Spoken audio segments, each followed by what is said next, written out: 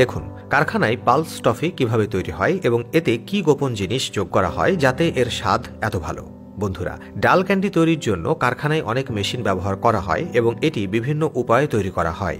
এটি কঠিন প্রক্রিয়ার মধ্য দিয়েও যায় এবং এর স্বাদ আরও উন্নত হয়। এটিকে আরও ভালো করার জন্য এতে অনেক ধরনের ফুলও যোগ করা হয়। আর এ কারণেই আমরা যখন ডাল ক্যান্ডি খাই তখন এই ক্যান্ডি অন্যান্য ক্যান্ডির থেকে আলাদা লাগে। এটি দেখতে সম্পূর্ণ আলাদা এবং এর কারণ এর অনন্য স্বাদ। এই ক্যান্ডি আজ ভারতীয় বাজারে রাজত্ব করছে। আসুন আমরা আপনাকে বলি যে এই অনন্য স্বাদের ডাল ক্যান্ডি তৈরির কাজ শুরু হয় কারখানায় গ্লুকোজ ব্যবহারের মাধ্যমে। এটি চুমুকে খাওয়া হয় এবং এই চুমুকটি খুবই মিষ্টি এবং এতে অনেক ধরনের ফুল থাকে।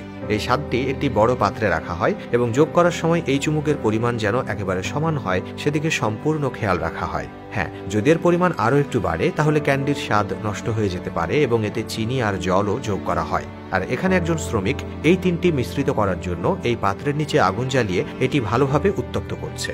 আর এখন ফুটানোর সময় এই তিনটি গ্রেডিয়েন্ট একে অপরের সাথে ভালোভাবে মিশে যায় আর এভাবেই একটি নতুন সিরাপ প্রস্তুত করা হয়। এবং এখন এই প্রস্তুতকৃত সিরাপ যা দুজন শ্রমিক একসাথে ফ্লো টেবিলে নিয়ে যায়, সেখানে এটি সমান পরিমাণে ছড়িয়ে পড়ে। এরপরে এতে চ্যাপ্টা খাবারের রং যোগ করা হয়। এই রংটি শ্রমিকরা হাতে মিশ্রিত করে এবং রং যোগ করার পরে এই ক্যান্ডিকে তেতো করার জন্য একইভাবে সাইট্রিক অ্যাসিড মেশানো হয়।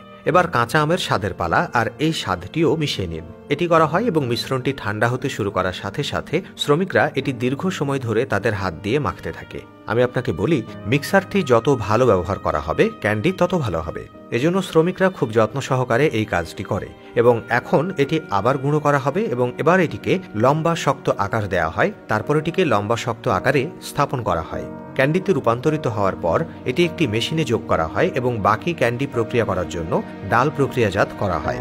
এই মেশিনটিতে চেইনও সংযুক্ত করা হয়েছে যা এটিকে অন্যটির থেকে আলাদা করে তোলে। আর এখন এই মেশিন থেকে বেরিয়ে আসার পর এই মিশ্রণের একটি লম্বা সুতো তৈরি হওয়ার পর বেরিয়ে আসতে শুরু করে এবং এই সুতোটি একটি ক্যান্ডি কাটার মেশিনে স্থির করা হয়। আর যখন এই মেশিন থেকে ক্যান্ডি বের হয় তখন সেই ক্যান্ডি সম্পূর্ণ কেটে যায়। এটি প্রস্তুত এবং এখন এই ক্যান্ডিগুলো একটি পাত্রে সংগ্রহ করা হচ্ছে।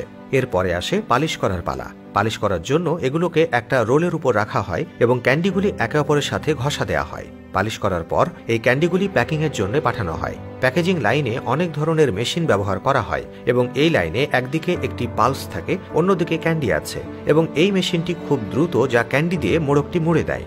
এটি করা হয় এবং এই একই মেশিনটি তাপের সাহায্যে এই মোড়কগুলোকে গরম করে আর সেগুলো প্যাকও করে। আর এভাবেই যখন ক্যান্ডি প্যাক করার পর বের হয় তখন এই ক্যান্ডির একটি স্ট্রিং বের হয় এবং কেটে ফেলার পর এটি অন্য একটি মেশিনে রাখা হয় যার মাধ্যমে ক্যান্ডিগুলি একে একে কাটা হয় এবং এখন এগুলি একটি বড় বাক্সে ভরে বাজারে পাঠানো হয়। যদি আপনি এখন পর্যন্ত ভিডিওটি দেখতে থাকেন তাহলে ভিডিওটি লাইক আর শেয়ার করতে ভুলবেন না। ধন্যবাদ।